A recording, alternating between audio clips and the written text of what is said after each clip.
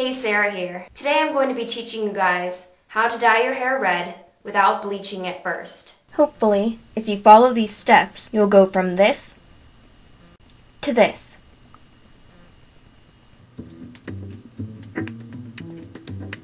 Okay, so the HiColor dye that I used called for 2.5 fluid ounces of 30 volume cream developer. The HiColor HiLights dye that I used called for 2.4 fluid ounces of 30 volume cream developer. So added together, I poured 4.9 fluid ounces of 30 volume cream developer into a bowl.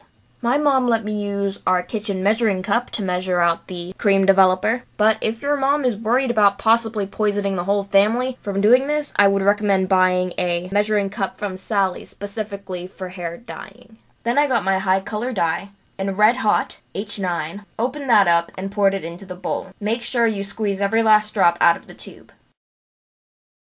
Then I added the red intensifier, which I had a little trouble opening. Be careful you don't pour all of it all over your hands like I did, or else it'll look like you murdered someone, and the dye won't come out for a couple of days. Next, you're going to want to open your HiColor HiLights, which I bought in Magenta, and you're going to want to squeeze that entire tube into the bowl as well.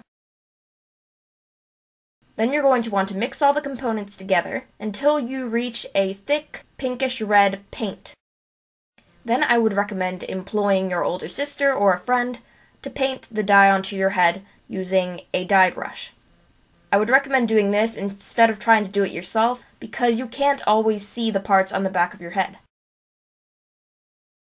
The only bad thing about employing your sister is that she won't listen to any advice you try to give her. You may want to start from down here because these are more damaged so they won't hold it as well.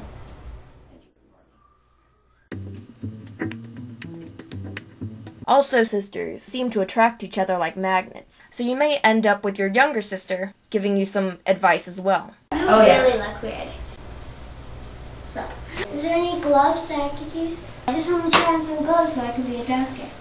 And where'd you put the gloves? You know, you're so overcoming. Guys, there's a bug in here.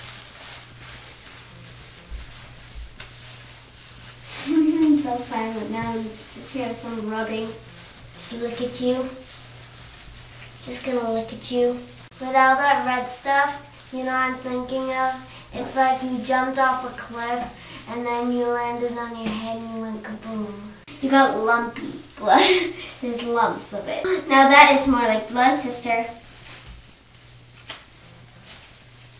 It's a bowl of blood. No, that is the biggest lump of blood I've ever seen. Thank you. You're welcome. I'm bleeding. So I'm back. So after you finish dyeing your hair and you pile it on top of your head, you're going to want to put an aluminum foil cap on top of it. Now this is to retain your scalp heat so that the color process is better. And then on top of that, you're going to want to put a hair cap, or if you're like me and you can't afford that kind of luxury, you're going to want to put a plastic bag, for example, from Payless, because obviously that's the best brand. So once you got that all set, you basically wait around for 45 minutes until the color sets in. And that's what's so great about these plastic bags, is basically they enable you to do anything while your color is processing, because you don't have to worry about staining anything. So yeah, see you guys in 45 minutes.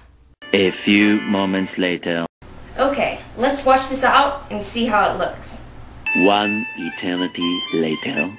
Okay, so I'm back here with the final results. I am pretty happy with the way it turned out, but it was not what I was expecting at all. Like when I saw the videos on YouTube for people that had used this product, their hair came out a pretty uniform red.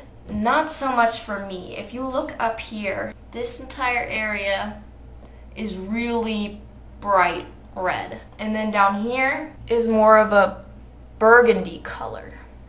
So it's almost like it fades from up here being really bright red down to burgundy brown. Not what I was expecting at all. But it's not necessarily a bad thing. I've gotten some pretty good comments about it today. People apparently thought I did it on purpose, and I'm not going to tell them that they're wrong. And the reason why I think it did this is because I dyed my hair black in last year October, so it's almost a year now since I dyed it black. but apparently it's still in there because it didn't absorb well in the places where it was dyed black. So my warning to you is if you have dyed your hair black or some darker color in the past, this red color may not take to it very well. It'll be much darker than it is at your root. So I'm so glad you guys took this hair dye journey with me, and I hope you're as happy with your hair as I am with mine. So yeah, see you guys in my next video. Bye!